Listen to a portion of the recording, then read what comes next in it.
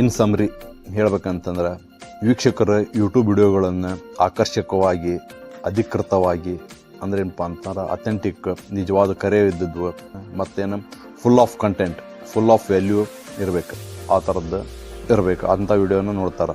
Video ಸ್ಪಷ್ಟ ಆಗಿರ್ಬೇಕು, ಚೆನ್ನಾಗಿ ಪ್ರೊಡಕ್ಷನ್ ಕ್ವಾಲಿಟಿ ಚೆನ್ನಾಗಿರ್ಬೇಕು, ಚೆನ್ನಾಗಿ ಉತ್ಪಾದಿಸಿರ್ಬೇಕು, ಮತ್ತೇನಪ್ಪ ಅಂತಂದ್ರೆ ವೀಕ್ಷಕರ ಸಮಯವನ್ನು ಗೌರವಿಸಬೇಕು.